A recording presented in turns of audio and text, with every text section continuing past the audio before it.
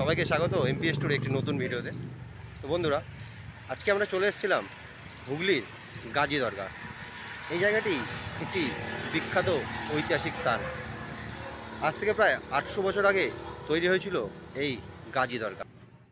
কলকাতা থেকে মাত্র 7 কিলোমিটার দূরে হুগলি জেলার অন্তর্গত ত্রিবেণী নামক শহরে অবস্থিত জাফর খান গাজী মসজিদ বা দরগা, যেটি হলো বাংলার সবচেয়ে প্রাচীন মসজিদ, যা তৈরি হয় আনুমানিক 1298 খ্রিস্টাব্দে। বাংলার ইসলামিক স্থাপত্যের সর্বপ্রথম নিদর্শন হলো এই মসজিদ। গাজীর এই মসজিদ মূলত দুটি অংশে বিভক্ত। মসজিদ ও দরগা এই দুটি নিয়েই তৈরি হয়েছে গাজীর আস্তানা। দরগায় রয়েছে গাজী ও তার পরিবারের সমাধি এবং সামনেই কয়েক গজ দূরে 10 গম্বুজযুক্ত জাফর খান গাজীর মসজিদ, যা বর্তমানে একটি সক্রিয় ধর্মীয় স্থান হিসাবে পরিচালিত।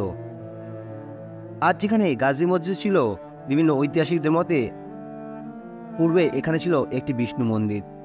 গাজী দরগার প্রত্যেকটি পাথরের মধ্যে এখনও প্রাচীন হিন্দু দেবদেবীর মূর্তি খোদাই করা রয়েছে। দরগার একদম প্রবেশপথের ডান হাতেই রয়েছে একটি বিশালাকার গেট, যার মুখ গঙ্গার দিকে। অনুমান করা হয় এখানেই ছিল সেই বিষ্ণু মন্দিরের মেন ফটক, যেটিকে পাথর দিয়ে বন্ধ করে দেওয়া হয়েছে। এটি যে মন্দিরের প্রবেশপথ ছিল এবং তার সিঁড়ি এখনও বিদ্যমান। সেই গেটের চারপাশে হিন্দু দেবদেবীর পাথরখচিত মূর্তি দেখতে পাওয়া যায়।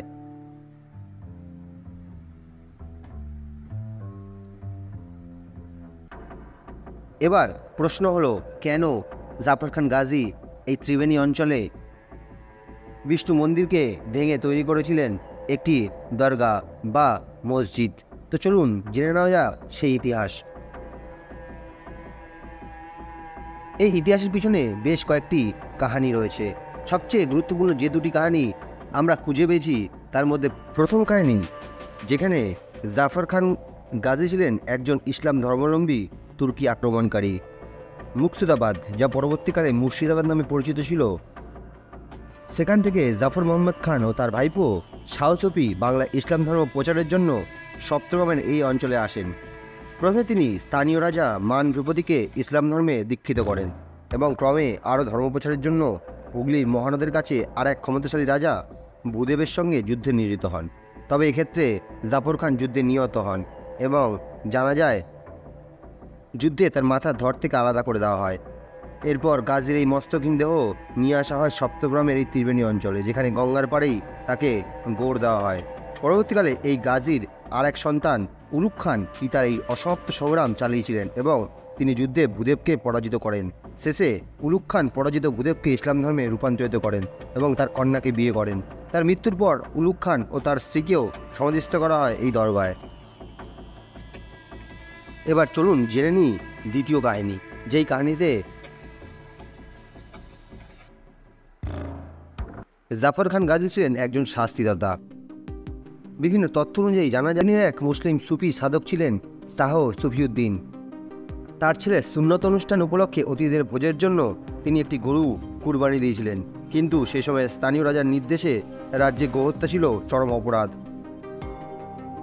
রাজা এই খবর জানতে পেরে সুফিউদ্দিনের ছেলেকে বন্দি অবস্থায় নিয়ে এসে কালী ঠাকুরের উদ্দেশ্যে বলি দিয়েছিলেন। রাজাই ছিলেন ভূদেব। এরপর সেই মৃত ছেলের দেহ নিয়ে সুফিউদ্দিন ছুটে যায় দিল্লির দরবারে। সেখানে সিংহাসনে বসেছিলেন সুলতান ফিরোজ শাহ, যিনি ছিলেন খিলজি রাজবংশের প্রতিষ্ঠাতা ও দিল্লির প্রথম সুলতান। এদিকে সম্পর্ক অনুযায়ী শাহ সুফিউদ্দিন হলেন ফিরোজ শাহের ভাগনা। ফলত মৃত্যুর খবর শোনা মাত্রই প্রতিশোধের জন্য ফিরোজ শাহ সৈন্যসহ জাফর খানকে পাঠালেন বাংলায়। এরপর রাজা ভূদেবের সঙ্গে সপ্তগ্রামের নিকট মহানাদ নামক স্থানে যুদ্ধ সংঘটিত হয়। সে যুদ্ধে জাফর খান জয়ী হয়। অনেকে মনে করেন সুফিউদ্দিন যেই জায়গাটিতে থাকতেন সেটি মূলত ত্রিবেণী ছিল না, সেটি ছিল পান্ডুয়ায়। পান্ডুয়ায় আজও শাহ সুফিউদ্দিনের কবর রয়েছে, যেটা পান্ডুয়ায় গেলেই কিন্তু আপনারা দেখতে পাবেন। এই অসাধারণ মধ্যযুগীয় স্থাপত্যের নিদর্শন দেখতে গেলে আপনাকে আসতে হবে হুগলির ত্রিবেণীতে। কিভাবে আসবেন? হাওড়া বা শিয়ালদা থেকে কাটোয়ালাকল ধরে সোজাসুজি চলে আসতে পারবেন ত্রিবেণী স্টেশনে। সেখান থেকে টোটো করেই আপনি পৌঁছে যেতে পারবেন এই গাজী দরগা, যেটি মধ্যযুগের স্থাপত্যের একটি অনবদ্য নিদর্শন। আর যদি আপনি বাই রোডে আসেন তাহলে পুরনো দিল্লি রোড হয়ে কিংবা কল্যাণী এক্সপ্রেসওয়ে হয়ে আপনাকে প্রথমে আসতে হবে STK রোড বা NH বা স্টেট হাইওয়ে 6। সেখান থেকে মাত্র 7 কিলোমিটার দূরে আছে ত্রিবেণীতে এসে আপনারা কিন্তু পৌঁছে যেতে পারবেন এই অতি প্রাচীন গাজী দরগাহ। যে গাজী দরগাহ একসময় ছিল হিন্দু মন্দির, কিন্তু পরবর্তীকালে এটাকে ভেঙে তৈরি করা হয়েছে মুসলিম দরগাহ বা মসজিদ।